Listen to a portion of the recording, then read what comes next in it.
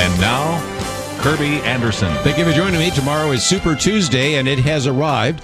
Not to minimize some of the primaries and caucuses that preceded this, and so certainly appreciate those listeners out there in Iowa, New Hampshire, South Carolina, and Nevada. But let's be honest, if you look just at the Republican side for a minute, that totaled a grand total of about 130 delegates. You have 155 delegates at stake tomorrow just in Texas alone. So when you start looking at March 1st, which is tomorrow, and you have 12 different states that will either have a primary or a caucus, then a few days later you have March 5th where you have 4 more, then you go to March 8th and you have 5 more, and then you go to March 15th and you have 6 more. You can begin to see that now we're into a time which will either change the direction or reinforce it. The reality so far seems to be that it will reinforce everything that we have been saying up until this point. CNN, for example, reports that Donald Trump and Hillary Clinton are poised to lead the nation's 2 major parties in this fall's presidential election, and there is a very good reason. Let's take the easy one first, and that is Hillary Clinton leads Bernie Sanders everywhere except maybe Vermont. We'll give him Vermont, but that's insignificant in terms of the number of delegates that he would pick up there, because after all, we're only talking about a handful there compared to almost 2,000 that you need. So in some respects, this will be over by tomorrow for Bernie Sanders. He will still be around. He still maybe can argue that he deserves some debate points and all the rest, but she certainly has begun a push that was really seen as inevitable, a coronation. The one that was not seen as a coronation was Donald Trump. If I had told you even this time last year, on the very edge of March, that we a year later would be actually solidifying his lead and he would be the presumptive nominee, you really would have questions about whether or not I had lost some kind of level of sanity. But if you look at some of the national polls, and I'm going to break them down by states in just a minute and show that it's a little less clear with Donald Trump than it is clear with Hillary Clinton.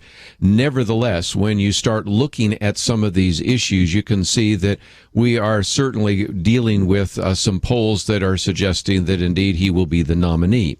For example, among Republicans who are not supporting Donald Trump, just 39% say they're more enthusiastic than they are years past. But 78% of Trump's backers say they will definitely support him versus 22% who say they could still change their mind.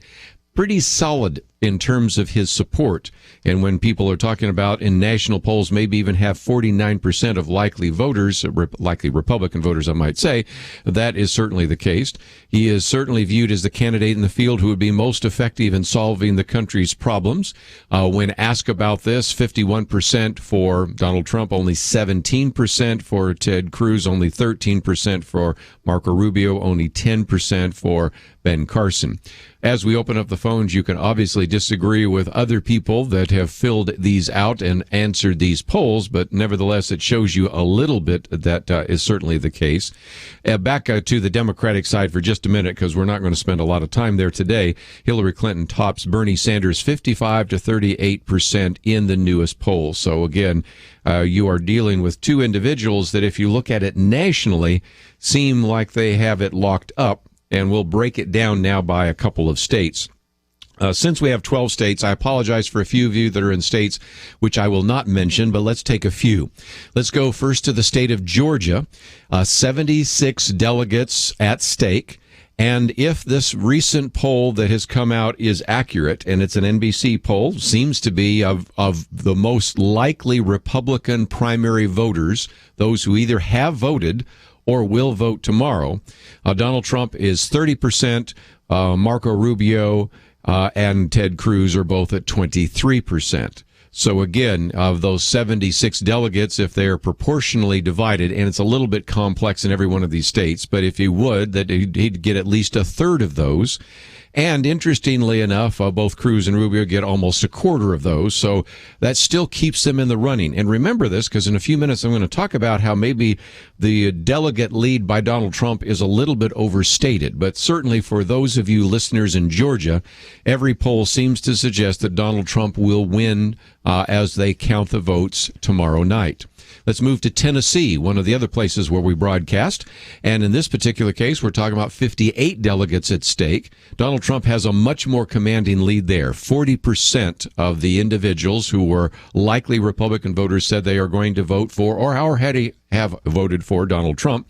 22% for Ted Cruz, 19% for Marco Rubio.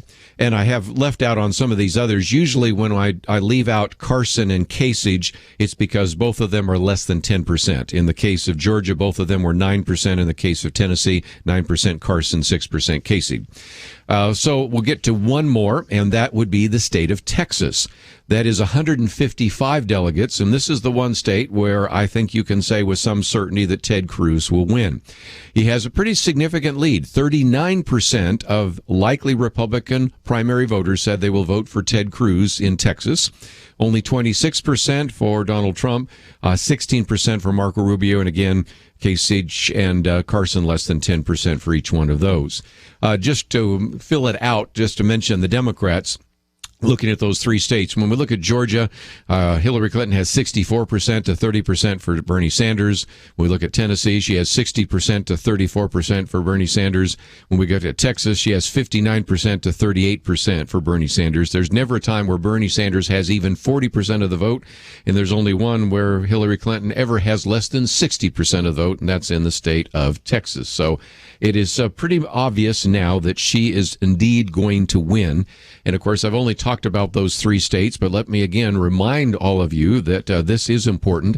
Alabama, Alaska, Arkansas, Colorado, Georgia, Massachusetts, Minnesota, Oklahoma, Tennessee, Texas, Vermont, Virginia, and Wyoming vote tomorrow. We have a caucus in a few of the states. We have a convention in Wyoming, and the rest, of course, are primaries. So, and also a caucus in Colorado, I might mention. And since I mentioned Alabama, real quickly, let me pick that one up. Donald Trump continues to pick up some endorsements, which cause, again, some of us around the table at least a pause to scratch our head. Over the weekend, Senator Jeff Sessions, who is the senator from Alabama, endorsed Donald Trump at a campaign rally in Huntsville, and he actually promised that a Gang of Eight type of immigration bill would not be passed in a Donald Trump presidency. And so I've talked a little bit about that. He also says we now have and will soon have a vote on the Trans-Pacific Partnership, Obama trade, and it will damage America. It will create a commission that undermines our sovereignty. It should not pass. Donald Trump, when he gets elected, will see that it does not pass. So he talked about everything from immigration to Obamacare to the Trans-Pacific Partnership and a variety of others that are the reason why Jeff Sessions actually has endorsed Donald Trump. A lot of people, of course, have endorsed everybody from Marco Rubio to Ben Carson to Ted Cruz and John Kasich. But again, when you're in the lead and you get some more establishment type of individuals, some more Tea Party type of individuals to actually endorse you, that does help your campaign. So let's take a break. When we come back, I'll open up the phones early because in the second hour today, we're going to have Kelly Wright, who's a reporter for Fox News, but also will be in studio with us, telling his story about his mother should have gotten an abortion, many people said, because after all, she was raped, but he's a product of rape and he'll be with us. But we'll also spend some time in this first hour talking about the election. So if you'd like to join us, please give us a call. We'll be right back.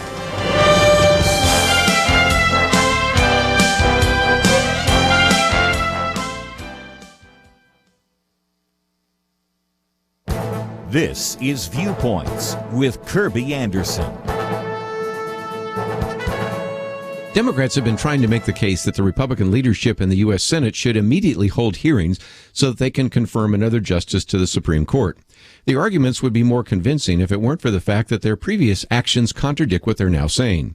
You can watch the video of Senator Joe Biden arguing in 1992 that the Senate Judiciary Committee should not schedule confirmation hearings on any nomination by President George Herbert Walker Bush until after the political campaign season is over. Justice Byron White delayed his retirement until the next year. That allowed newly elected President Bill Clinton to nominate former ACLU lawyer Ruth Bader Ginsburg to the court. In a previous commentary, I talked about how in July of 2007, Senator Schumer promised to block any Supreme Court nominee put forward by President George W. Bush. He encouraged his fellow Democrats to not confirm any Bush nominee to the Supreme Court except in extraordinary circumstances. When Democrats ran the U.S. Senate from 2001 to 2003, they denied hearings before the Senate Judiciary Committee of 32 of President Bush's nominees. It included Priscilla Owen, a woman, Janice Rogers Brown, a black woman, and Miguel Estrada, a Hispanic. It's worth mentioning that Miguel Estrada waited 28 months before he withdrew his nomination. When President Bush nominated Samuel Alito, Democrats supported a filibuster against him. Some of the senators include Barack Obama, Joe Biden, Hillary Clinton, Harry Reid, John Kerry, Pat Leahy, and Chuck Schumer. Harry Reid even argued that the Constitution does not require the Senate to give a presidential nominee a vote.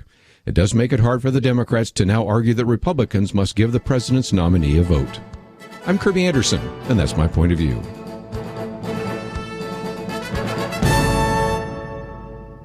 Take Kerby and the Point of View team with you on the go with the Point of View app. Search for Point of View Radio at the Apple or Google Play stores.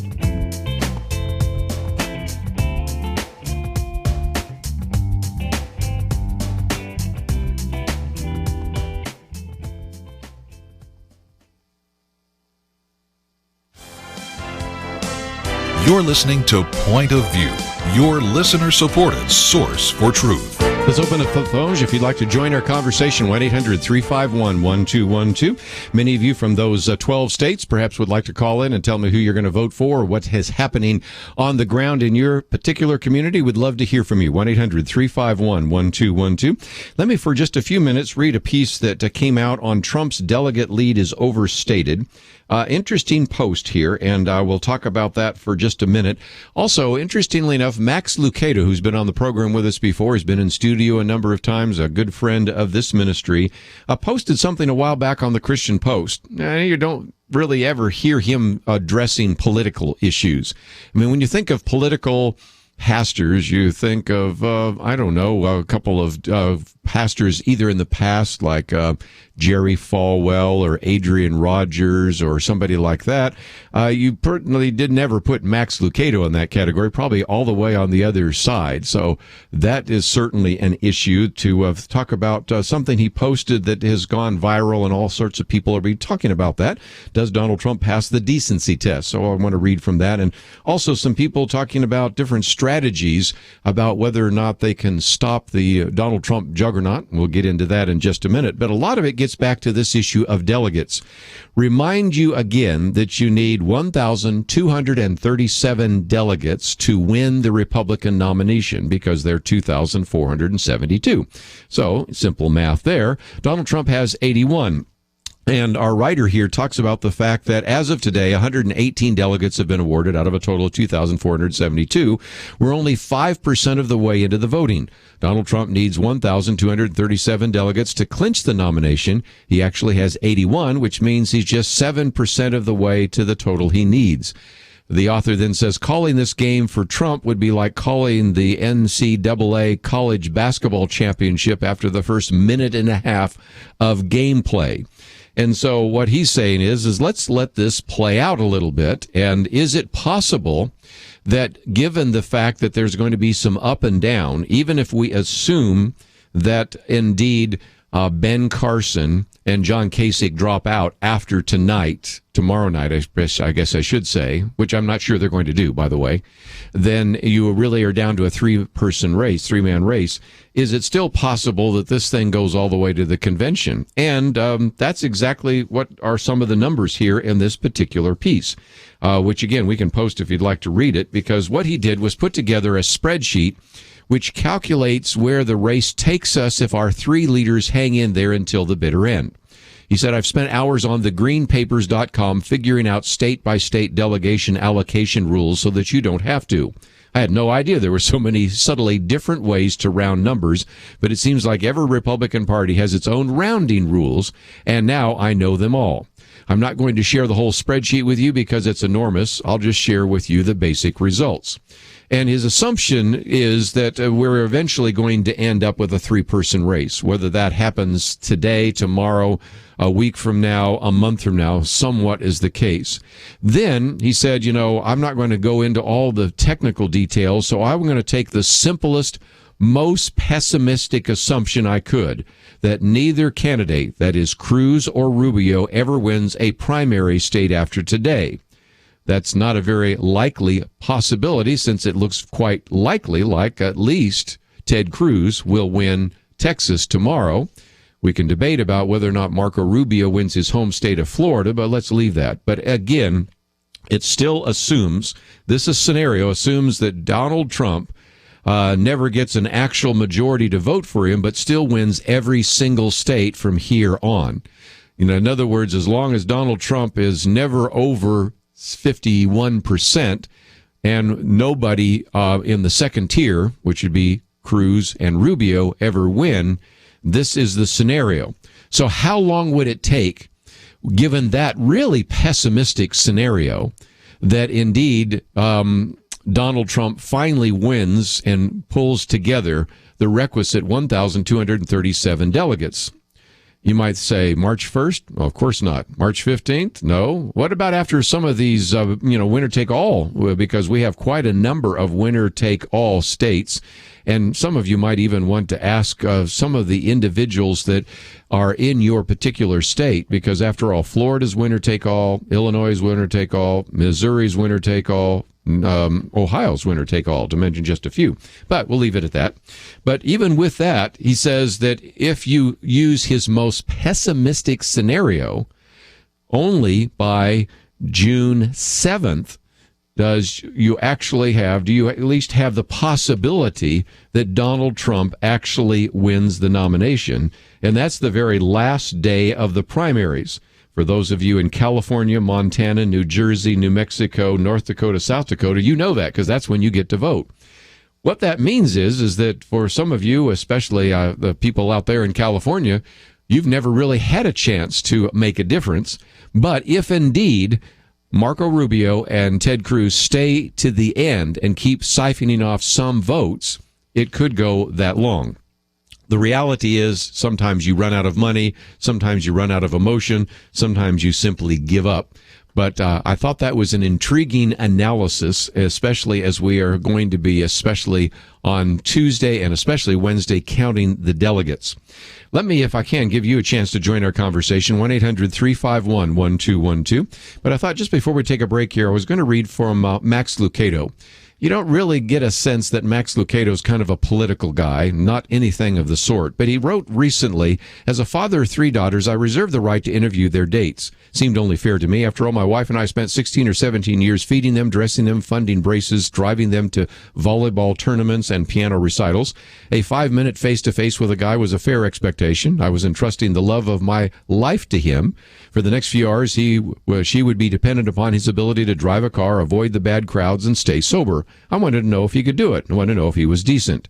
That was my word, decent. Did he behave in a decent manner? And he goes through some of the questions he asked and then points out that decency matters not just in who you date, but, decency matters. We take note of a person who pays their debts. We appreciate the physician each time to listen, the husband who honors his wedding vows, when the teacher takes time for a struggling student, when the employee refuses to gossip about a coworker, when the losing team congratulates the winning team. We can characterize their behavior with the word decent. We appreciate decency, we applaud decency, we teach decency, we seek to develop decency. He says decency matters, right? Then why isn't decency doing better in the presidential race? And there's where he began to address this issue. Interesting enough, Max Lucado said the leading candidate to be the next leader of the free world would not pass my decency interview. I'd send him away. I'd tell my daughter to stay home. I wouldn't entrust her to his care. He says, I don't know Mr. Trump, and I've been chagrined by his antics. He ridiculed a war hero. He made mockery of a reporter's menstrual cycle. He made fun of a disabled reporter. He referred to the former First Lady Barbara Bush as mommy and belittled Jeb Bush for bringing her on the campaign trail. He routinely called people stupid, loser, and dummy. These were not offline, backstage, overheard, not to be repeated comments. They were publicly and intentionally tweeted, recorded, and presented.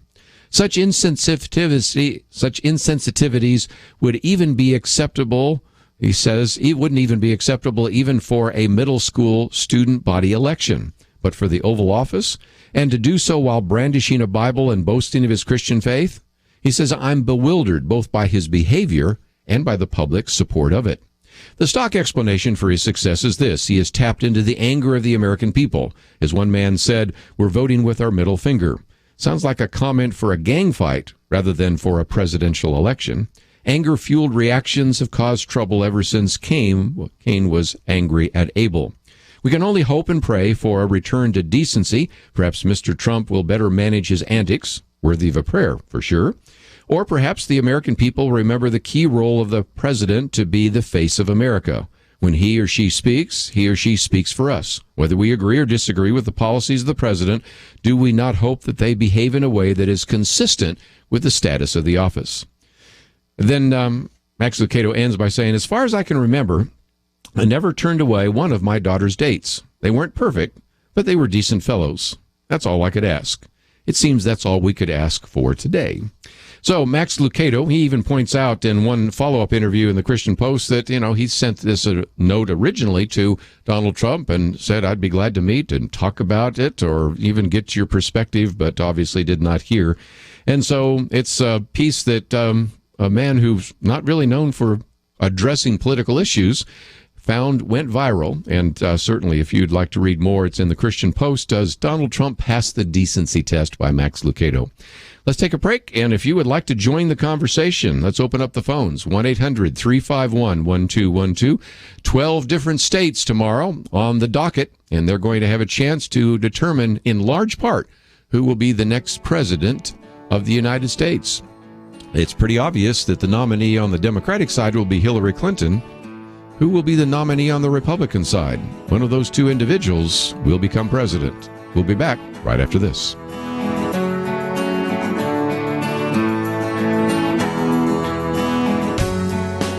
A farmer will tell you that if you don't prepare the ground, if you never plant good seeds, don't expect a harvest. Weeds maybe, edible crop no. Achieving a positive result takes work and planning. If you're concerned about what's happening in our colleges, our marketplace, in the halls of government, let me ask, have you invested in pulling weeds and planting seeds? That's what the Truth Team at Point of View does. For decades, God has used this team to attack noxious mental weeds and to plant seeds of truth that have grown into changed lives. If you're already giving to this effort each month, we thank you. You share in the reward for what we harvest. If you're not, now is the time. $30, $65, $100. The more you invest on a regular basis, the more we'll reap together. Give online at pointofview.net or using the Point of View radio app, pointofview.net. Click at the top on Become a Monthly Partner or call 800-347-5151. 800-347-5151. Point of View will continue after this.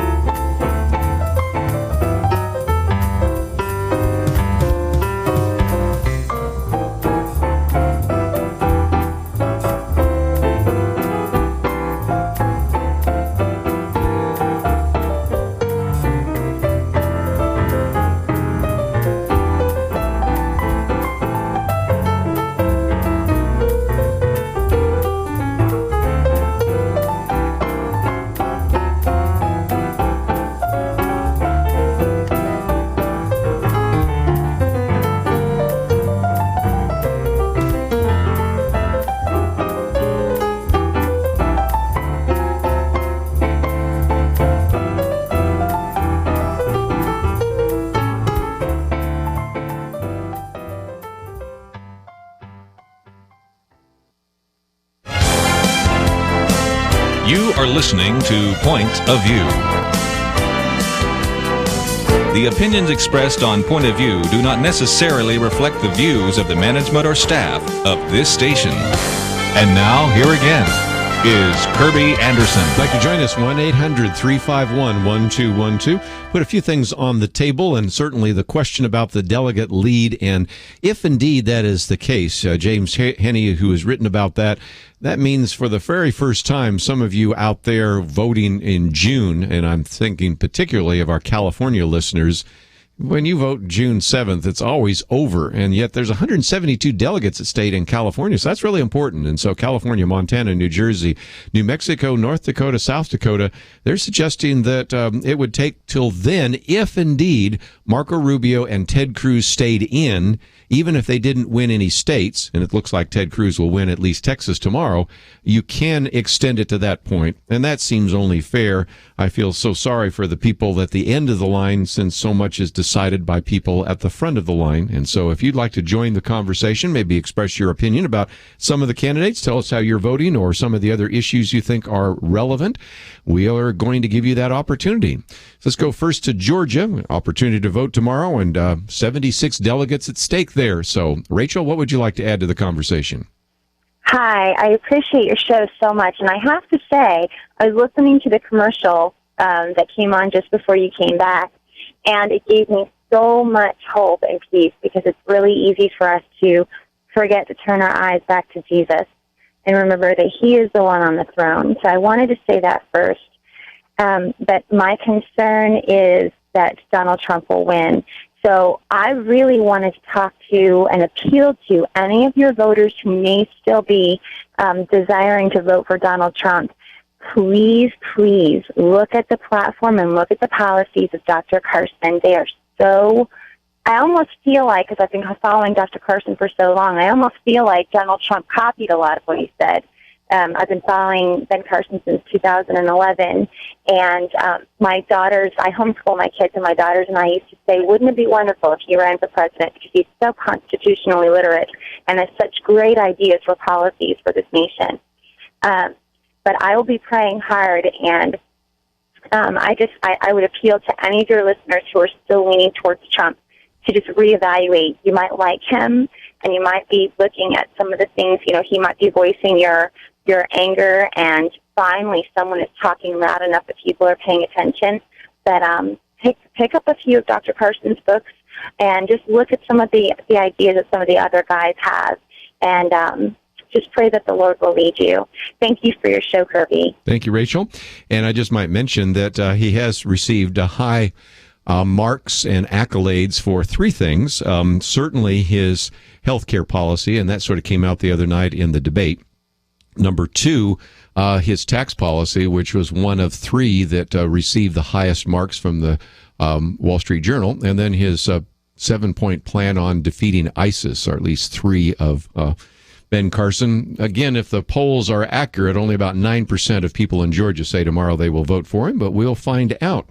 For those of you that were listening Friday, we had Scott on from Missouri, and it was one of those times where I thought he had just maybe 1 point, he had 2 points, and the clock does not wait for anyone. So, Scott, you had a second point about baby boomers and voting, so since I gave you a chance to come back here on Monday, tell us what you were going to share with us on Friday.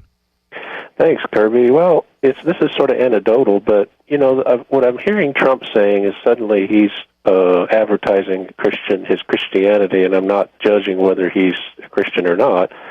And then another major radio personality has also, Rush Limbaugh, has also sort of talked a little more frequently about Christian issues in the last few years. And then someone in my own family has suddenly it's the first time I've ever seen him verbally pray before a meal in my 40 years of knowing him. And I'm wondering if the baby boom generation is sort of feeling their age a little. This is the year when the first boomers will turn 70, and the Bible is pretty clear. Man will have 70 years, 80 if he has the strength. And could there be something going on with that? I don't know. I have no proof of it, but that was sort of my comment. I'm interested in hearing what you had to say about that. Well, I do believe that the coming of age is certainly an issue, and I wrote about that even back in the 1990s because I had a book that came out looking at that issue. And so you do have this kind of bulge, those born between 1946 and 1964, as you said, the leading edge now coming into their 70s, facing their own mortality, seeing a lot of their friends, family members, even some of the musical icons and other politicians and individuals that they know. So it does cause you to kind of reevaluate your life. And so I think that's at least a possibility. And it's something that's worth maybe a little more research, some surveys and things like that. We're going to have some of the people that have worked with George Barna on this program, like Dave Kinnaman and Gabe Lyons and some others. So we'll bring that up then. By the way, if you're listening those days, call in and we'll see if we can bounce that off a few people that look at trends and do interviews every single day. Thank you. Thank you. Appreciate you bringing that up. Let's get back to the phones. And since we went to Georgia a minute ago and Georgia's voting tomorrow, we'll stay in Georgia for another minute and go to Jean. What would you like to add to the conversation? Hello, how you doing? Good. I wanted to let you know I listen to your program every day. I love it. Well, thank you. You do a fantastic job. I wanted to say that I live in Burke County, Georgia. Everyone I've spoken to has said that they were going to vote for Trump because everybody loved Jeb Bush, but since Carolina didn't elect him in, well, I mean, he didn't get enough elects where he could run. They said that Trump is the only hope that they've got because they don't want Hillary Clinton in there, and they don't like she's the only one running now because we heard that the other one got kicked out, so the race. So, well, it looks like in Burke County that Trump might be the one in Georgia. So. Yep. At the moment, if you look at the polls, and again, every time I say this, polls don't mean anything. The only poll that matters is the vote that takes place tomorrow. But the bottom line on a few of these polls, and I will give at least some props to the pollsters, when they interview some of these likely voters, because we have early voting, and we can have a whole debate about whether that's a good thing or a bad thing, and I think there's some real problems with it. But okay, the bottom line is a very significant percentage of people that are answering this have already voted. So unless they lie about how they voted, the closer we get to an election, the more likely these numbers are, because you're now interviewing not only people that are going to vote on Tuesday, you're actually interviewing people that have already voted in the previous 2 weeks. And so it's pretty likely at this point that Donald Trump is going to come away with something like 30% of the vote. The big if is we are seeing this year, because of Donald Trump, more people showing up at the polls. And these are both people that want to vote for Donald Trump as well as people who want to vote against Donald Trump. So whereas in the Democratic Party, you are seeing rather depressed figures in terms of voter turnout.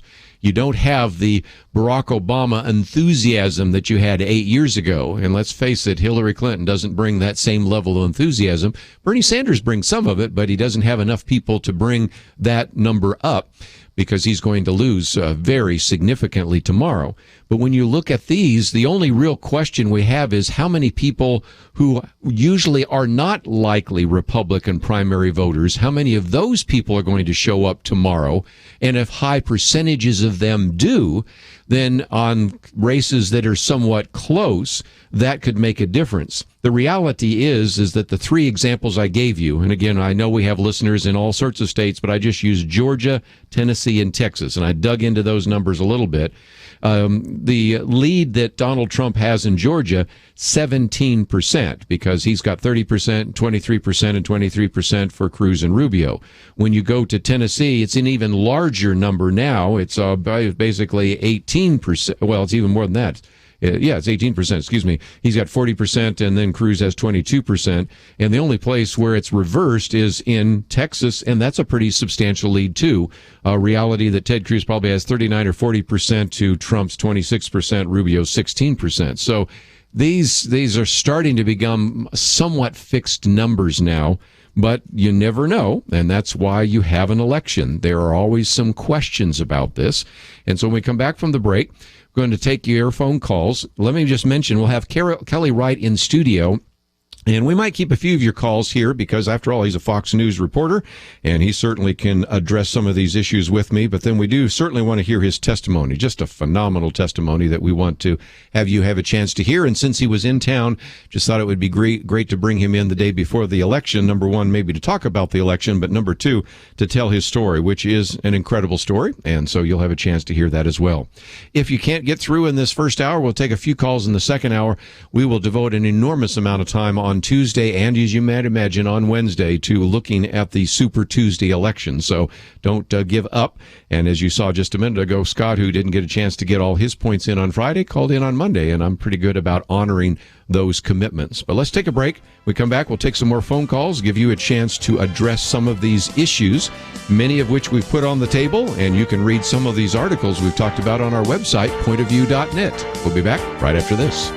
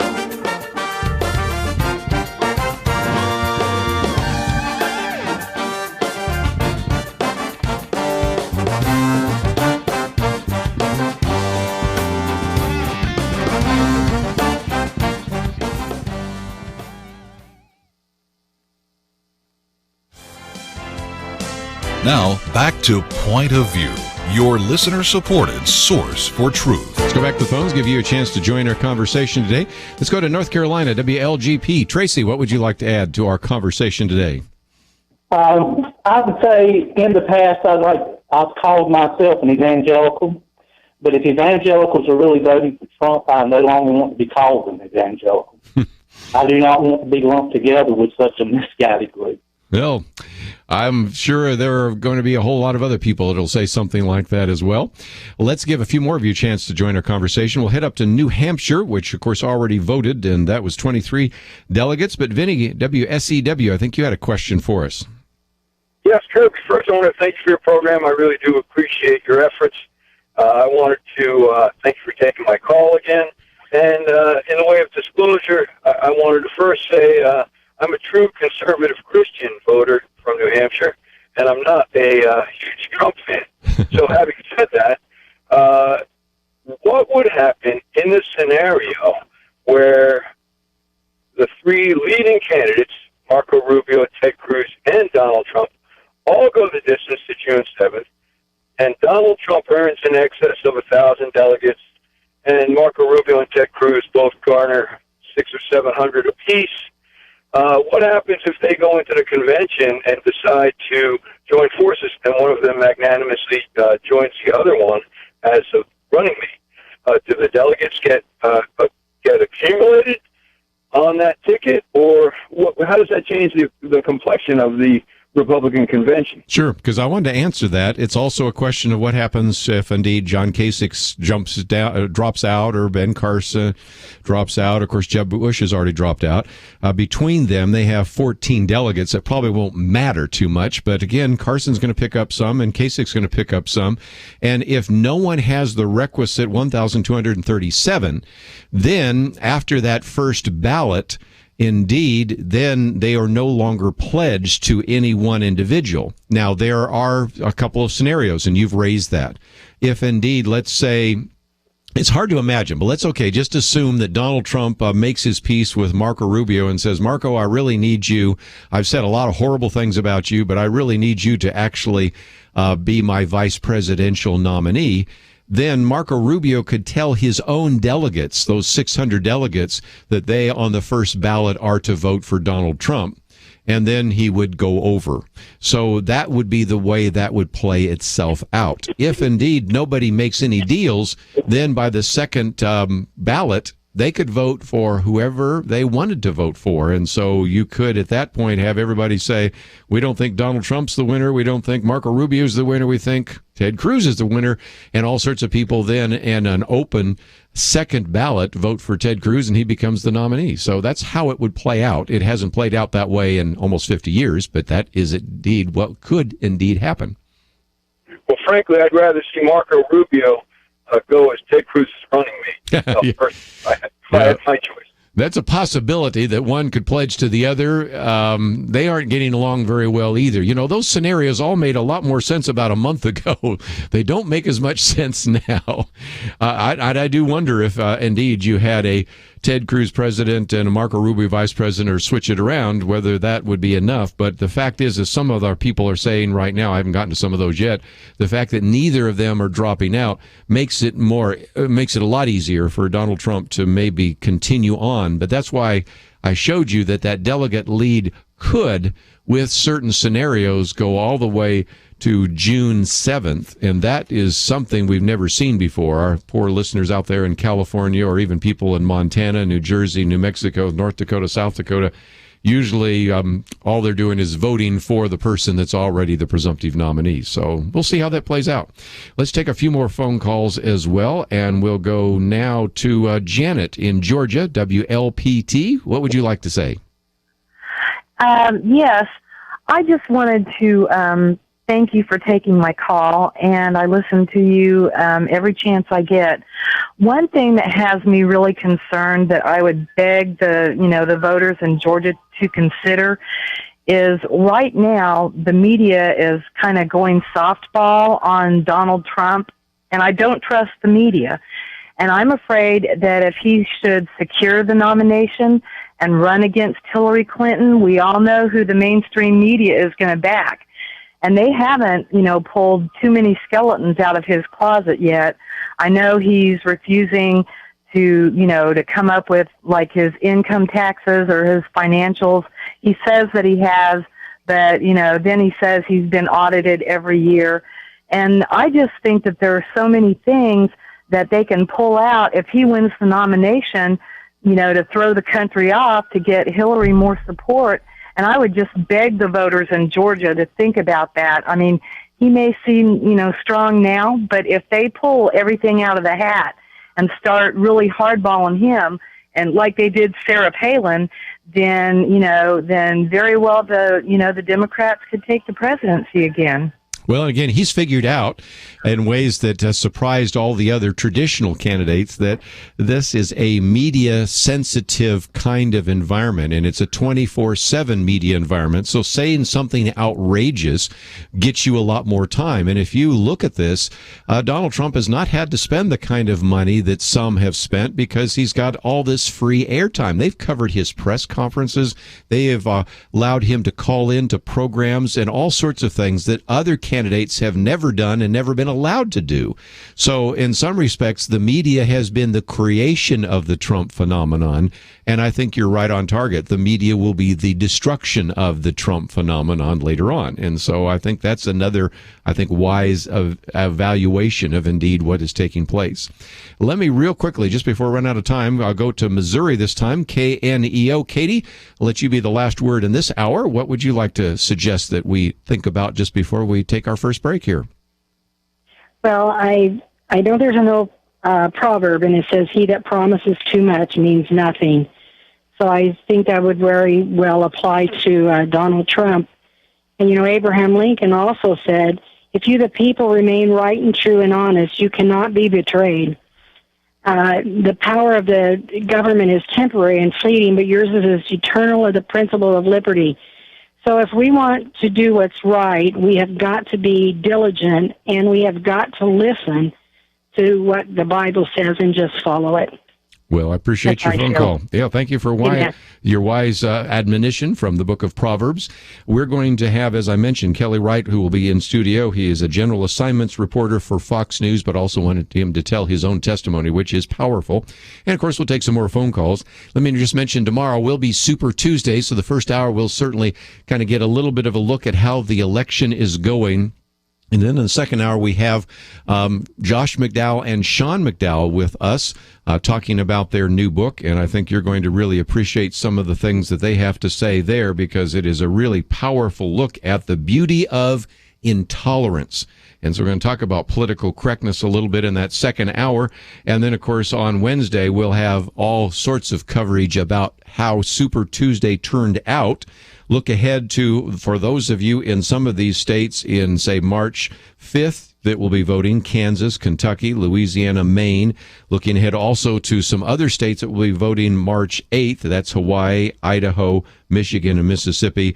And then, of course, then we move into all these Super Tuesday, winner-take-all type of ones, because this is another kind of, if you will, Super Tuesday, but it's a real different one, because in Florida, Illinois, Missouri, and Ohio, they're winner-take-all, very different than some of these proportional ones. So these are very important Tuesdays, as well as other Saturdays and other days. So certainly we're going to do our best to give you some coverage. And if you'd like to read a little bit more about some of the material that we've put on the table today, go to our website, pointofview.net. Don't forget, we have our Pray, Organize, and Vote. And if you're just now trying to figure out who you might want to vote for, not just for the presidency, but for many of these other elections, we have all that information for you at our website, pointofview.net. We'll take a break, come back with more. Kelly Wright up right after these important messages. Later this year, for the 58th time, America will choose a president. As a Christian, what are you doing to prepare for the election? Helping you cut through the major media spin is part of the mission of Point of View. We want to provide the best election resources, including a new website, Pray, Organize, Vote, encouraging people to intercede for the upcoming election, to help you get registered so you can exercise the stewardship of voting, to share things to help you get people involved and out to the polls. But to do all of that, we need you to vote right now with your support for Point of View. Show us that you're in this for the long haul as a citizen of heaven as well as the United States. Click Donate Now at the top of the page and give the most generous one-time gift you can at pointofview.net or call 1-800-347-5151. There is a lot of work to be done. Let's get to it together. Pointofview.net and 800-347-5151. Point of View will continue after this.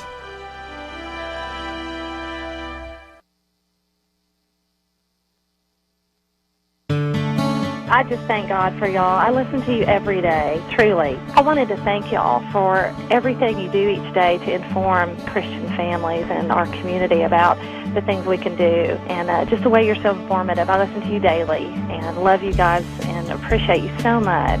God bless you, Kerby, for keeping this show so on track and for the decades of wonderful help to this nation that Point of View has been. We're all big fans of your work, and we pray that God will just prosper it. As a Christian, over the years that I've followed this program, I am constantly challenged to be on guard and to evaluate what's going on. And if for no other reason, to protect the caliber and the truth of your programming, I need to participate and to back your program financially to ensure that the truth stays out there for people to hear, to view, and to be a part of.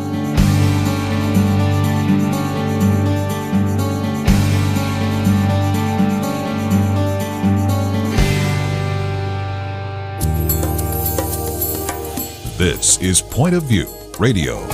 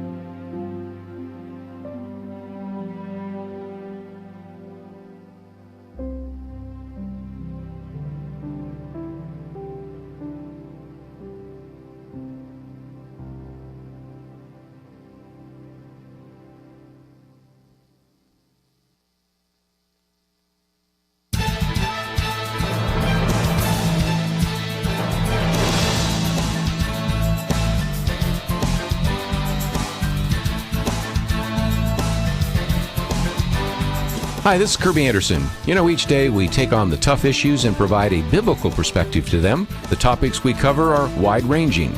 Apologetics, theology, prophecy, creation and evolution, intelligent design, marriage, family, child-rearing, the millennial generation, trends in society, politics, economics, business, religious liberty, the Constitution, public policy, foreign policy, military policy, tensions in the Middle East, abortion, homosexuality, pornography, sexual ethics, media, technology, history, and America's godly heritage. We talk about anything that affects your faith, your family, or your freedom. So don't go anywhere, because Point of View continues right now.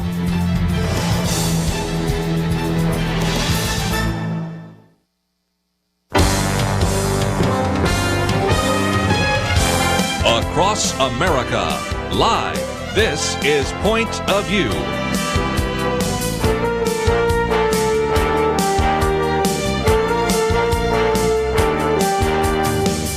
And now, Kerby Anderson. Second hour, thank you for joining me. And again, we have in studio, as I've been talking about for some time, Kelly Wright, and he is the general assignment reporter for Fox News Channel, also co-host of America's News Headquarters on Saturdays, has been a co-host on Fox and Friends weekends. You perhaps remember him from all sorts of different things. He's covered the campaign before. He's been in New Hampshire. He's been in South Carolina. Of course, he's had an exclusive sit-down with First Lady Laura Bush. When we talked about Terry Schiavo, we sometimes quoted from you as well, and Abu Ghraib, to mention just a few, embedded with the reporters. He is not only a reporter, but he has an incredible testimony we're going to share about.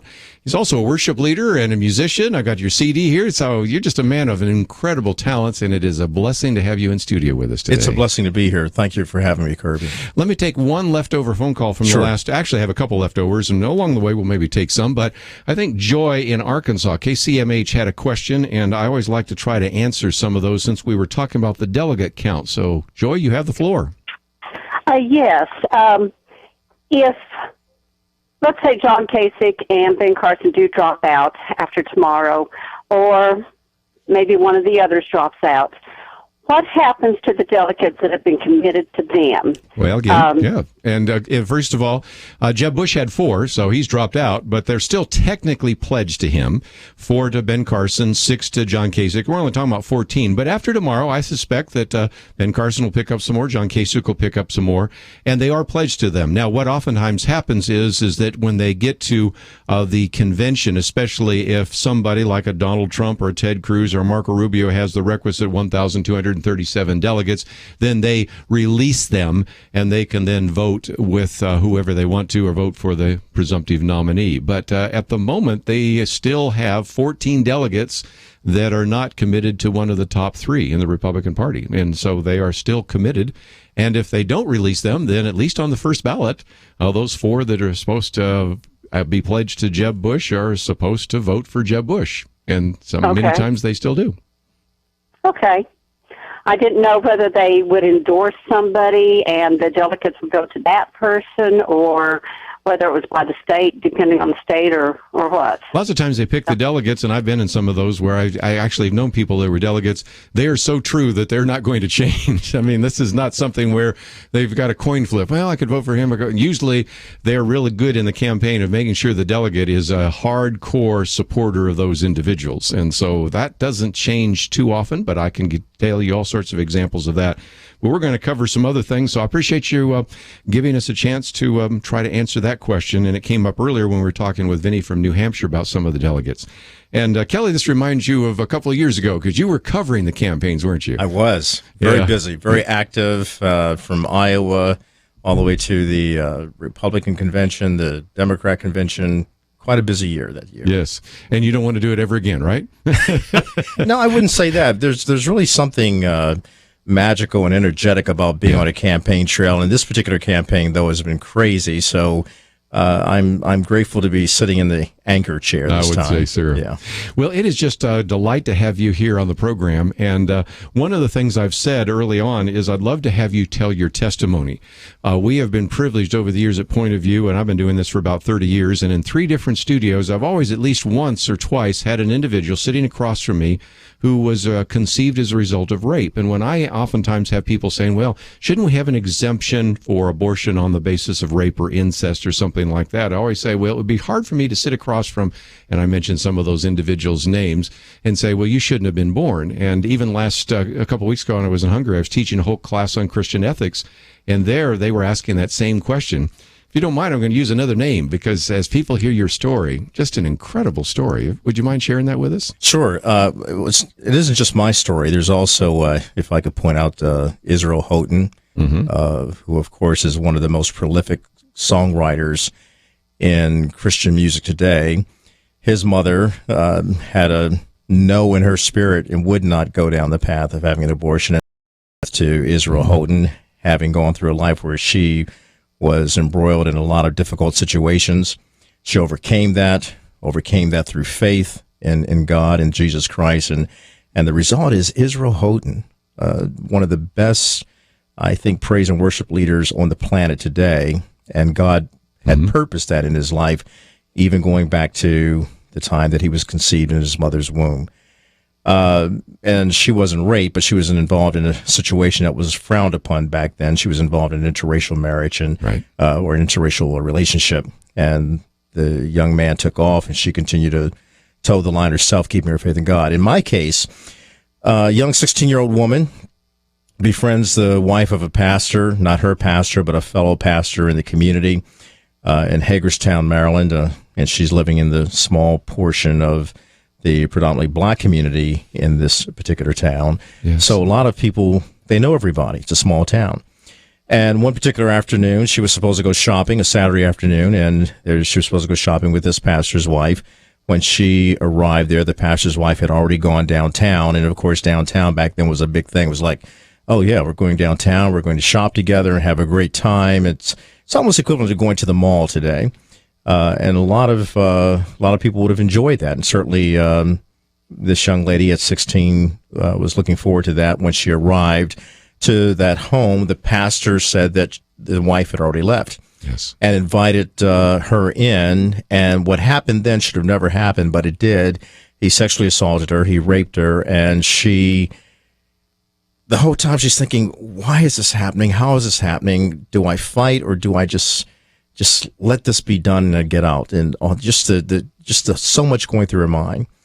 And after it was over, she thought, I can just bury this. And she felt humiliated, thinking, did I cause this? Is it something I said, something that I did? Is it the way I dressed? And then, the problem got worse, because she found out that she was pregnant. Now she has a problem. Yeah. Who does she go to?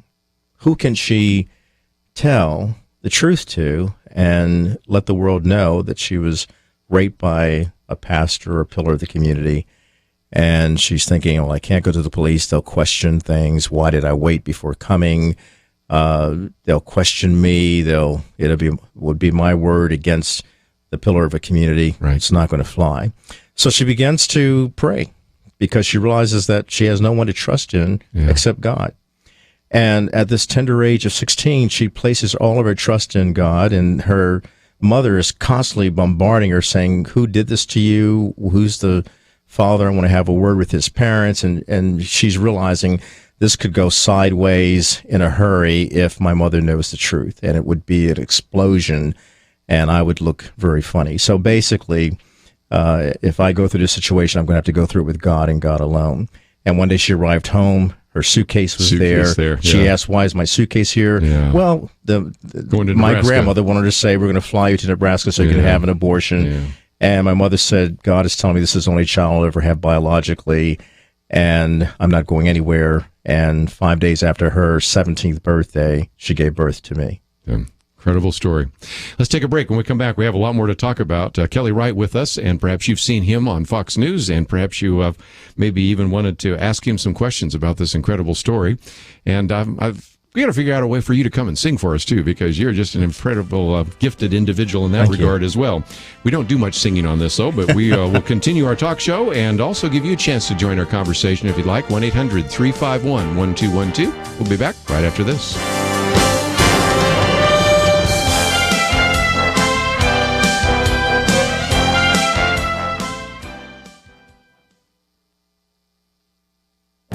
This is Viewpoints with Kerby Anderson. Democrats have been trying to make the case that the Republican leadership in the U.S. Senate should immediately hold hearings so that they can confirm another justice to the Supreme Court. The arguments would be more convincing if it weren't for the fact that their previous actions contradict what they're now saying. You can watch the video of Senator Joe Biden arguing in 1992 that the Senate Judiciary Committee should not schedule confirmation hearings on any nomination by President George Herbert Walker Bush until after the political campaign season is over. Justice Byron Wright delayed his retirement until the next year. That allowed newly elected President Bill Clinton to nominate former ACLU lawyer Ruth Bader Ginsburg to the court. In a previous commentary, I talked about how in July of 2007, Senator Schumer promised to block any Supreme Court nominee put forward by President George W. Bush. He encouraged his fellow Democrats to not confirm any Bush nominee to the Supreme Court except in extraordinary circumstances. When Democrats ran the U.S. Senate from 2001 to 2003, they denied hearings before the Senate Judiciary Committee of 32 of President Bush's nominees. It included Priscilla Owen, a woman, Janice Rogers Brown, a black woman, and Miguel Estrada, a Hispanic. It's worth mentioning that Miguel Estrada waited 28 months before he withdrew his nomination. When President Bush nominated Samuel Alito, Democrats supported a filibuster against him. Some of the senators include Barack Obama, Joe Biden, Hillary Clinton, Harry Reid, John Kerry, Pat Leahy, and Chuck Schumer. Harry Reid even argued that the Constitution does not require the Senate to give a presidential nominee a vote. It does make it hard for the Democrats to now argue that Republicans must give the president's nominee a vote. I'm Kerby Anderson, and that's my point of view.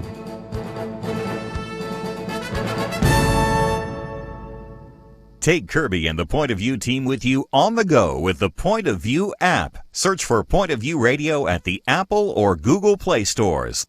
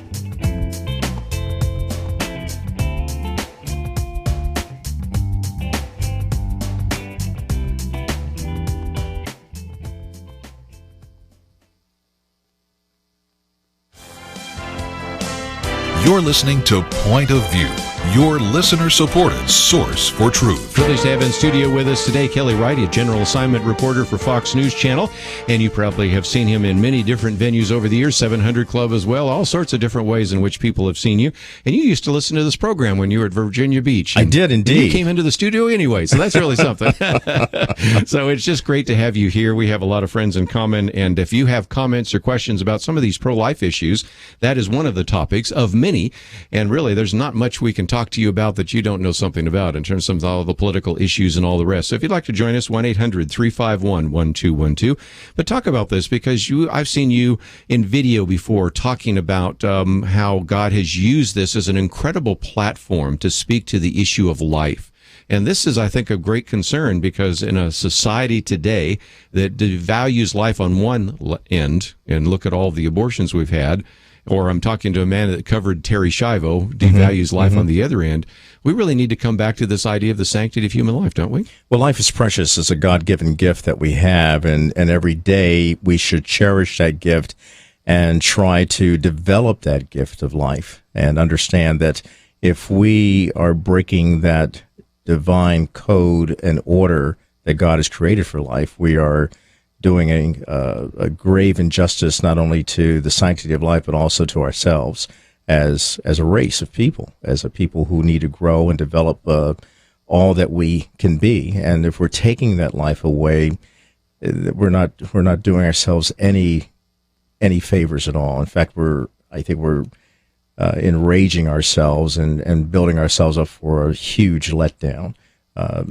So it's just, we have to be very careful about the things that we do in life, and we have to make sound decisions and protect each other and help each other and give freedom to those lives that are yet to be born. and watch them bring joy to us in any situation. I mean, my situation, my mother was just an amazing woman. Someone once described me as a product of rape, and actually I would have to correct them as saying I'm a product of courage. Yes, and I would a product say so. of love. Yeah. And she never considered it. She never wavered. She had her answer from God Almighty, and because of her faith and her hope and her love, she was able to persevere and overcome what might have seemed to be insurmountable odds, and yet she prevailed. Now, the one thing she didn't get to do was become the psychiatrist that she had longed to be. But I often tell people she became my psychiatrist and saved me from a lot of disastrous situations, even though I've had my own mistakes as a man. But certainly she taught me, well, you might be perfectly flawed, but you're loved by a perfect God who sees you and loves you in spite of your imperfections. Just think again of what she had to endure, because she really was alone. And as you point out, her mother, or basically your grandmother, was saying, bags packed, we're going to Nebraska, because back then it was a little more difficult to get an easy abortion.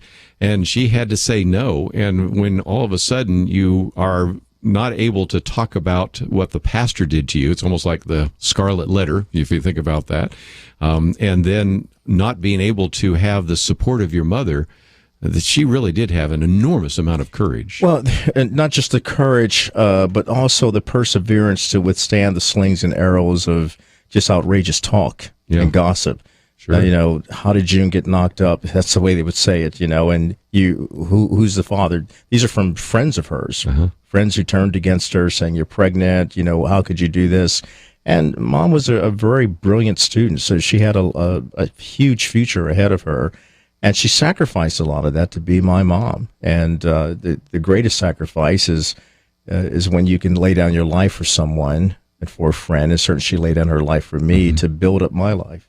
What about alternatives? One of the things we talk about on this program, if you're against something, you should be for something. And one of the things that I've done over the years, and I know you've had opportunity to see that, is what's happening in these pregnancy resource centers and really providing an alternative, which would have been an alternative for your mother, and she had to stand alone. But now you can actually stand with women that say, I'm going to actually make sure that even though this was a crisis pregnancy, whatever the crisis might be, I'm still going to give birth to a child. These centers are very important because what they do, they provide life, an abundance of life, and they provide support through a very difficult time, through a crisis.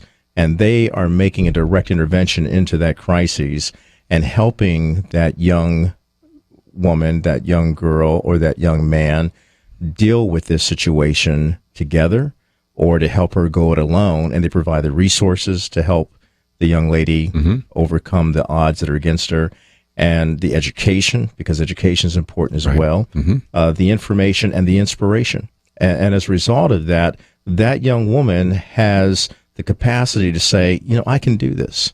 I can choose to be a young mom and go ahead and get my life together, or I can choose to raise my child and give birth to my child and provide my child a parent that will love them, or parents that will love them through an adoptive service.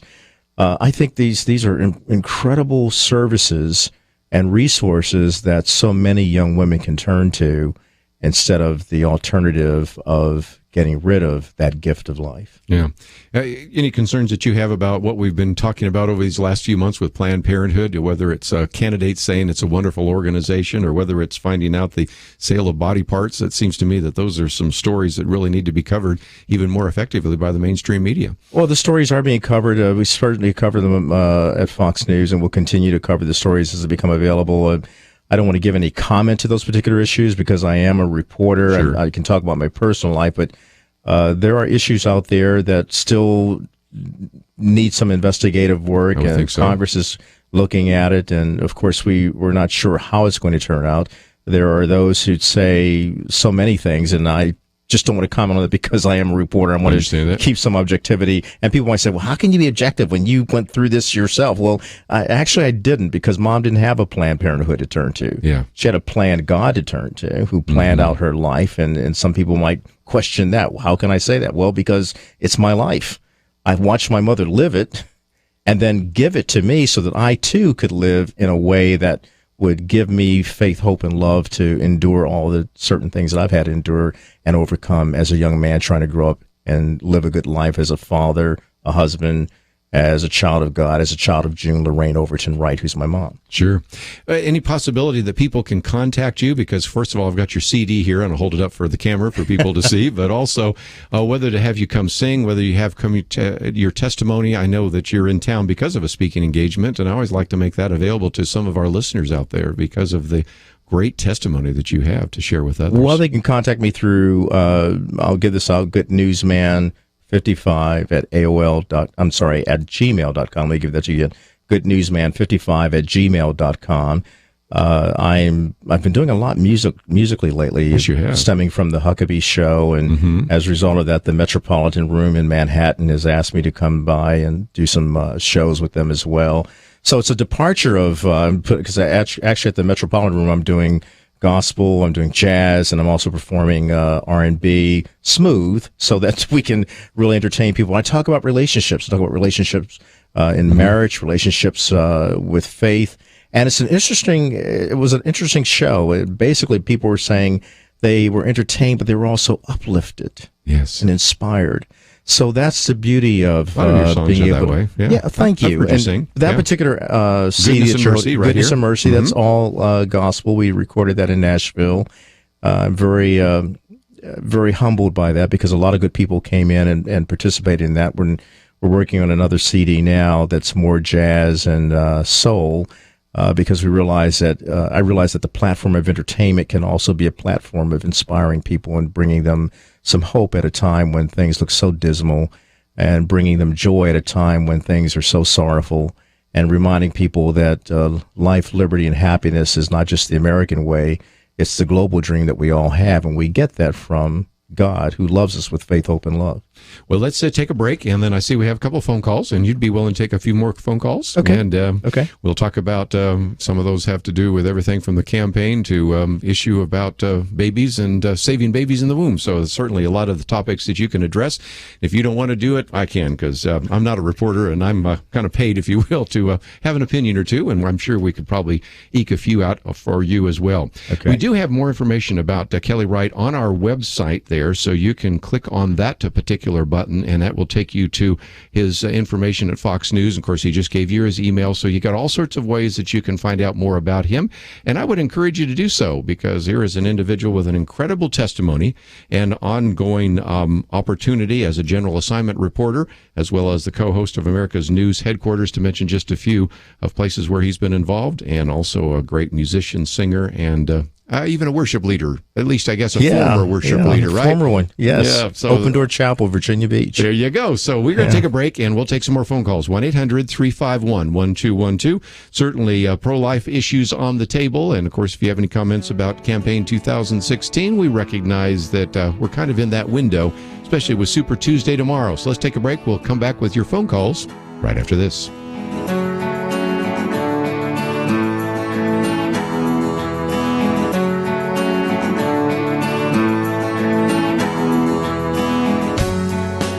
A farmer will tell you that if you don't prepare the ground, if you never plant good seeds, don't expect a harvest. Weeds maybe, edible crop no.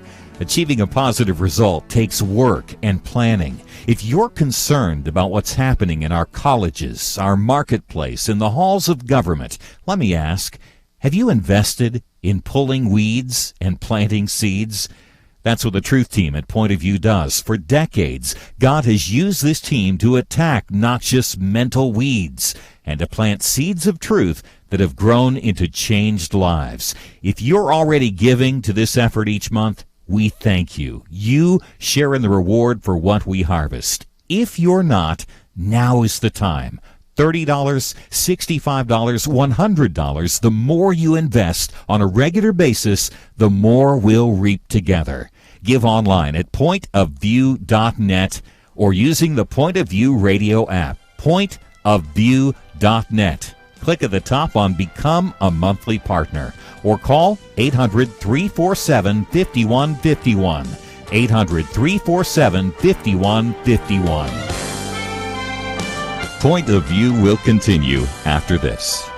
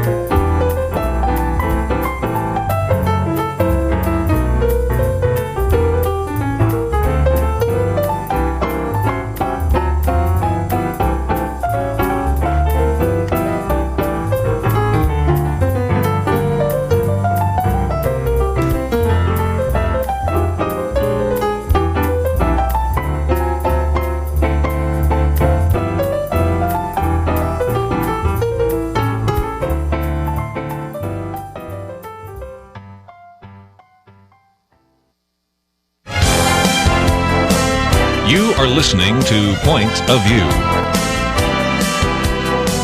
The opinions expressed on Point of View do not necessarily reflect the views of the management or staff of this station. And now, here again is Kerby Anderson. Good to have in studio with us for a few more minutes Kelly Wright. He's general assignment reporter for Fox News Channel, co-host of America's News Headquarters, individual that many of us have seen on television all these years. And before I take some phone calls, share a little bit about your own career, because I know we have listeners out here that say, I might like to actually have a career in journalism, and I would maybe like to do radio, television, newspaper. I might maybe like to be a beat reporter, those kinds of things. How has, your career gone, and what would maybe some tips that you would pass on to some of those? Let me see if I can shorten this, because it's quite a story. It goes all the way back to the time that I was 13 when I started singing in my mother's church, and then through music, I thought that's exactly what I wanted to do, go into entertainment and be a singer and a performer, an actor.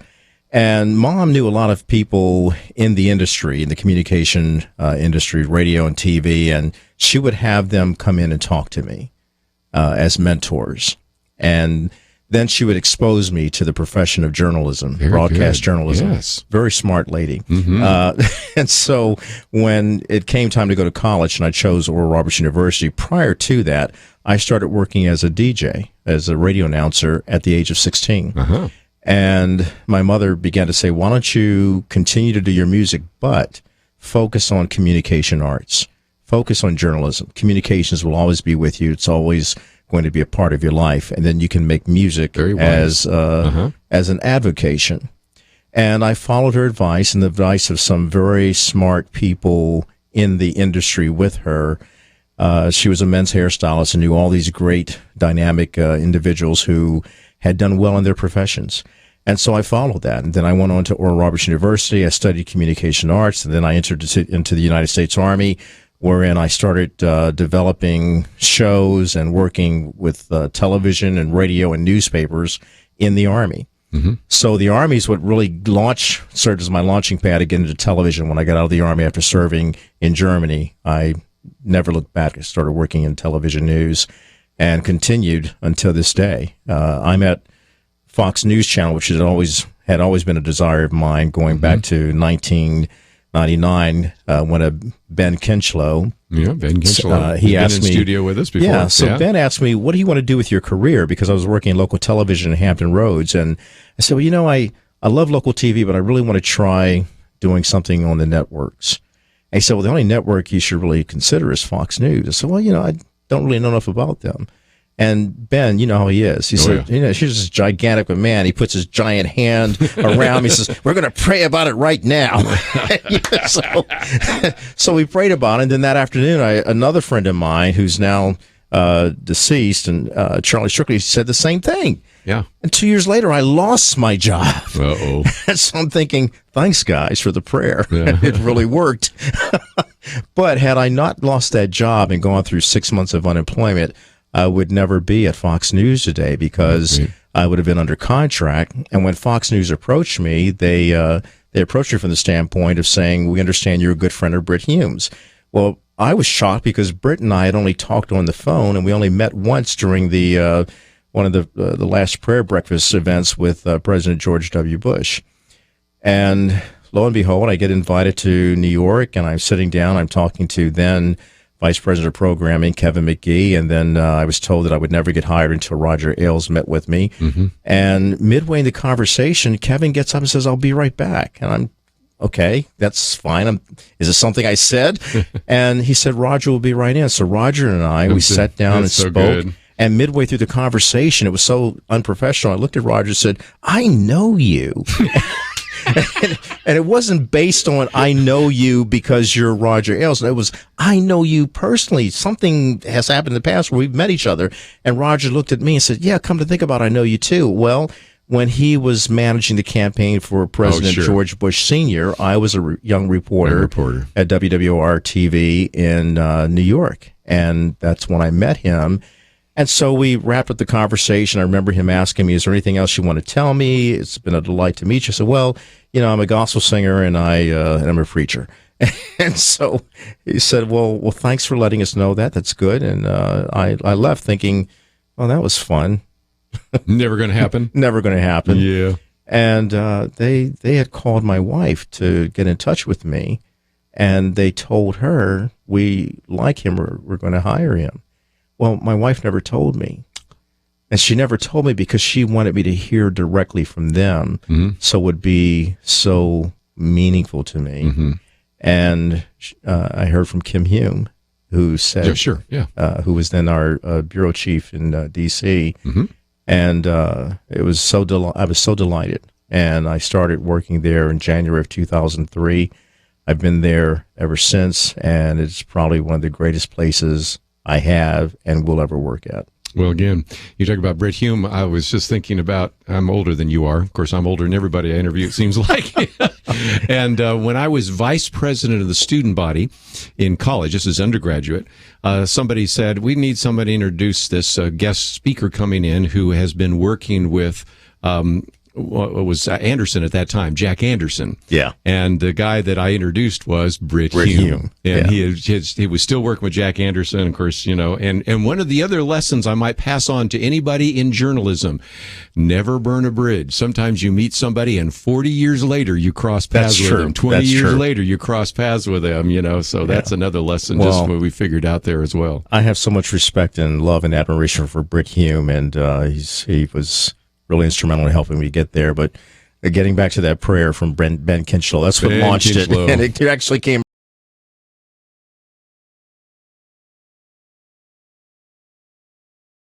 for you. And a lot of times when you pray and you ask for something, you got to get out of the way so that he can do it. And he never does it the way we anticipate it.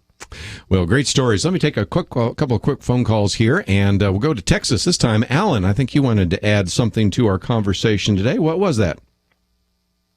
I just wanted to ask a question for Kelly. If when the Planned Parenthood, and legislators and the congressmen up in Washington had a chance to vote down the Planned Parenthood and they didn't, it just was mighty suspicious that we got that many immoral people, up there in office that could have voted that down and they didn't. And I got to thinking, well, maybe Planned Parenthood is putting money in their pocket. Well, first of all, it's a matter of public record, as we've talked about before, that certain individuals are supported by various groups, and so you could figure that out. But, I guess that's one of those stories you'll be covering for some time, right? I mean, we're going to be probably this is not the last time we've heard about defunding Planned Parenthood, do you think? No, it's a story that will keep coming up, and there will be, in terms of both sides of the issue, there will be those who are saying Planned Parenthood has to go. There will be others who will say that it has to stay because it's helped so many other people beyond the scope of the abortion aspect, but it certainly helped a lot of people in poor areas. So from that standpoint, it's always going to be a story that will linger, a story that will continue to manifest itself in some shape, form, or fashion, and it will always go back into Congress, and Congress will have to decide how to legislate. But to call them immoral, I'm not sure I would have. I wouldn't do that as a journalist. I would basically talk about their opinions and show both sides in a fair and balanced way and report it. And then you, the people, be the judge, and you, the people, be those who decide whether or not you want to keep those people in office. One of the things that we've encouraged people to do in our Pray, Organize, and Vote is there's some voter guides there, and some of the information will even tell you who's endorsed various candidates and who has actually given money to those candidates. And that's a matter of public record. And I would hope people would, when they go into the voting booth, if it's tomorrow on March 1st on Super Tuesday, or March 5th or March 8th or March 15th, we've got all these different elections coming up here, really not only looking at the president, but looking at members of Congress and all sorts of state legislatures. We've got 44 different state legislatures voting. We have 15 or 16 almost governor's races, of course, 34 U.S. Senate races, 435 races for the House of Representatives. We've got almost 30,000 races. Here's something I can say, and I would say this to anybody on any given day, and that is, for every finger that we use to point at the members of Congress, including the president, we have to realize that those fingers are also pointing back at us more. Because really, if you're going to talk about your nation, the greatness of a nation begins in the homes of its people. Mm-hmm. So we are responsible to do things as we deem necessary as well. There's a lot of power at the ballot. There's a lot of power in the opinion of the American people. And I think there's also a lot of ownership that the American people have, and that is, how will they build a great nation? Well, hopefully they're doing it by passing along the greatness of this nation, the greatness of their beliefs to their children, their children's children, so that they too can learn how to be working in a society that demands civility, in a society that demands respect, in a society that demands how do we deal with criminal reform, how do we deal with injustice, how do we deal with becoming a city on a hill that can reflect true brotherly love.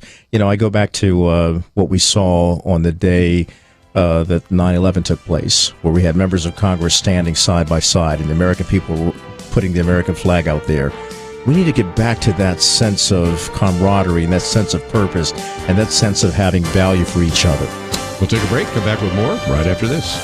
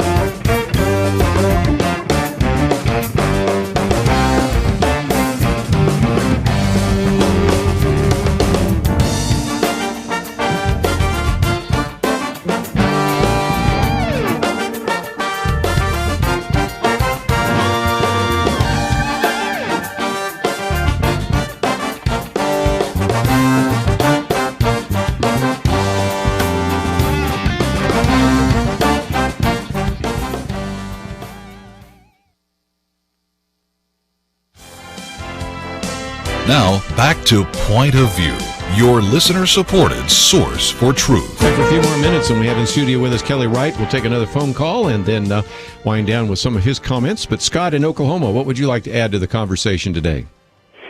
Well, I'm kind of a disappointed Cruz supporter. I will say this, though. At least I've already voted, and both my wife and I did vote for him.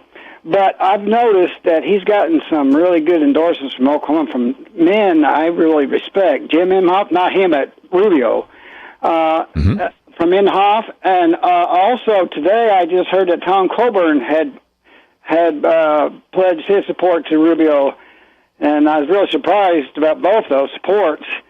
And then to hear what really got me, I was one by Jeff Sessions. I thought if I'm not wrong, that he had originally endorsed Cruz. Am I not correct in that matter? Well, he has now endorsed Donald Trump, so we'll see how that is. But again, you're up there where you got, 43 delegates at stake, and you're one of 12 states voting tomorrow. It's going to be kind of interesting. I know, Kelly, you have to kind of just evaluate all that, but we're going to have a lot of fun looking at what happened in those 12 different states. And back in the old days when you were running out to New Hampshire and Iowa and everything, you can certainly appreciate the excitement that a lot of people have, because up until now, they've seen other people go before them in Iowa, New Hampshire, South Carolina, and Nevada. Now, all of a sudden, 12 different states either have a caucus or a convention, or in most cases, a primary. So it's going to be kind of exciting tomorrow. Yeah, it's going to be very exciting, and hopefully we'll start seeing how this is going to pan out, because tomorrow could be make or break for a lot of the candidates who are out there in the campaign trail, and obviously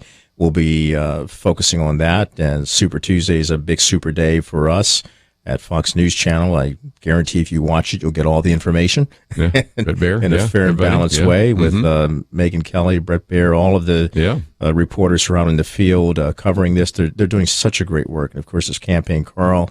So I would recommend that you watch us and see how this all plays out. It's a really big, important day in terms of defining who's going to be in the lead.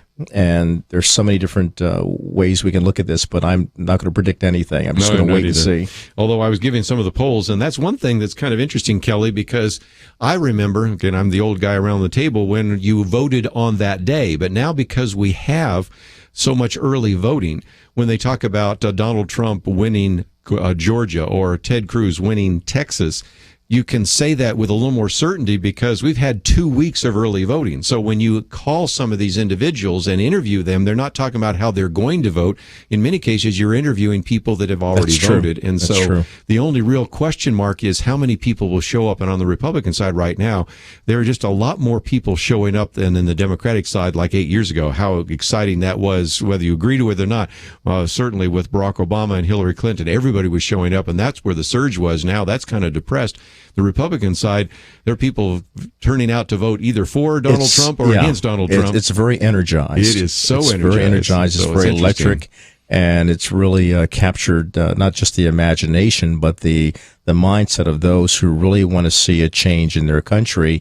So they have to go. They have to vote, and we'll see how these primaries and caucuses all work out on Super Tuesday. And again, watch Fox News Channel to get the accurate information about what's going on and the breaking information. Of course, we'll have so many people there to focus on Super Tuesday, and then they'll also give you projections in terms of analysis and what lies ahead in this campaign. These poor analysts this year really gotten hurt because lots of times they'd say this is not going to happen, and then people play the clip and it did happen, or this is only going to be a short-lived campaign and they're still around. So we're still always guessing, and that's certainly why it's important to maybe watch these programs with some discernment. And what would you say for people that are maybe wanting to have a good kind of biblical understanding of what's happening? I would suggest our listeners want to not only watch Fox News, but they want to read widely and really get a lot of sources of information. So how would we be a better consumer of news? You're producing the news, but for those of us on the other side, how can we be a good consumer of some of those news products? Well, I'm going to be biased. I think you have to watch everything, read everything, but always come back to us. I knew you'd say that. That's for sure.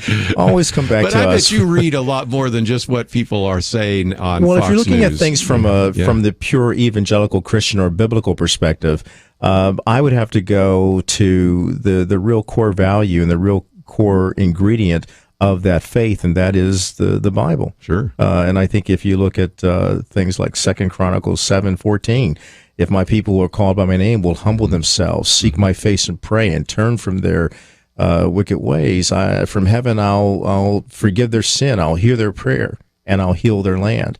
Well, people want healing in their land. They want healing for a myriad of issues that are going on. We want to see people cross the racial divide and have some unity and cohesion and reconciliation. We want to see people lead government because we realize that from an evangelical perspective that righteousness exalteth a nation and sin is a reproach. So if I can put on my ordained minister hat, I would say to you, yes, study everything, look at everything, but then pray about it so that you can make the right decision as you go into that voting booth to decide who you're going to vote for. And And then I would also say that, yes, I realize that from a perspective of evangelical Christians, and I guess I could talk to them, is that stop looking at things in black and white, conservative and liberal, and look at what God is instructing you to do. Yes. You may come away with a different perspective and a different person in terms of who you're going to vote for. And I, as a journalist, I would never have a right to question it, but have a right to report it about how things are changing in this society. And I'm not a political analyst, I'm not a political pundit, but if you're asking me a question to put on my hat as a minister, I would say pray. Yes. Seek his face and pray. And remember to be humble, but also remember to exercise your faith, your hope, your love, and your God-given duty and right to exercise that vote. I might just mention that tomorrow, of course, first hour, we're going to spend some time kind of looking at Super Tuesday, but the second hour, we have Josh McDowell and Sean McDowell with us. Oh, you got some good people there. And we're going to be talking about discernment. So in some respects, that's really what, Kelly, you've been talking about. You're really developing biblical discernment. How do I look at issues in the news, issues in my own life, and apply biblical principles and have discernment so that I can make wise decisions about that? Josh would tell you it's evidence that demands a verdict. That was for sure. We got some new books out, and of course, now it's Dr. Sean McDowell. His son has now got his doctorate and teaches at Biola. Of course, Josh will be with us as well. And then Wednesday, we'll be covering all the Super Tuesday events, but we recognize that a lot more is coming as well because we have the 12 then we have 4 separate cases of primaries and caucuses in Kansas, Kentucky, Louisiana, and Maine on March 5th. Then you have 4 more on March 8th, and then we have 6 more on March 15th. So it's really coming down there. So it's going to be busy for a few days and weeks, and then we'll get back to some of those book interviews. But we'll do one of those tomorrow because you couldn't turn down Josh McDowell and Sean McDowell, could you? No, you can't. You can't do that. No. And I couldn't turn you down. Say hello and to them just for me. Thrilled to have you in studio. So well, thanks for having me. It's good to come back to Dallas. I love it out here, and hopefully I'll get a chance to visit you again in the future. Well, again, whether you are speaking or singing, we certainly appreciate the good work that you've done. I just mentioned Goodness and Mercy, one of those. And again, all the connections to Kelly Wright are on the website, so you can find him there. So thanks for joining us today here on Point of View. Just before we run out of time, let me just mention that if you wanted some more information, we've talked about some of those issues in the first hour about delegate counts and some of that. If you want to certainly know any of the election resources, we have our Pray, Organize, and Vote. And as you click on there, it's sort of your one-stop election resource. It can give you an opportunity to find out where the polling place is. Of course, if you have not registered to vote, it probably is too late for some, obviously, tomorrow or the next couple of days. But if you haven't, there's a place you can register to people to vote. Got 2 different videos there that we've posted on why your vote is important. And most importantly, the voter guide, which gives you an enormous amount of information about each one of the candidates, not just the president, but going down to some of those other important races, whether it's U.S. Senator, member of Congress, the governor's races, some of these state legislative races. We have taken the time to really give you a lot of good information. So take the time to go to Pray, Organize, and Vote, and it's all available at our website, pointofview.net. I want to thank Andrew, Catherine, and Shamila for their help behind the scenes. We will see you back here tomorrow.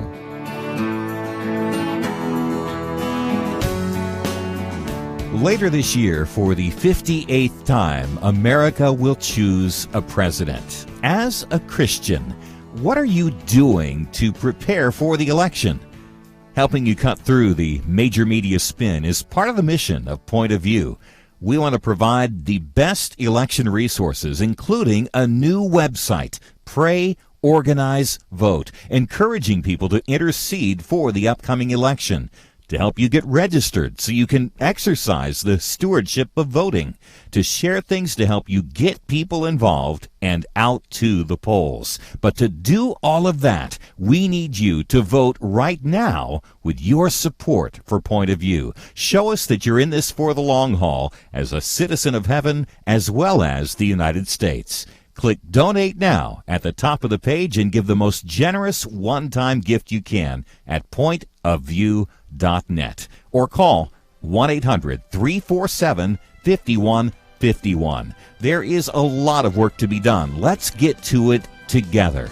Pointofview.net and 800-347-5151. Point of View is produced by Point of View Ministries.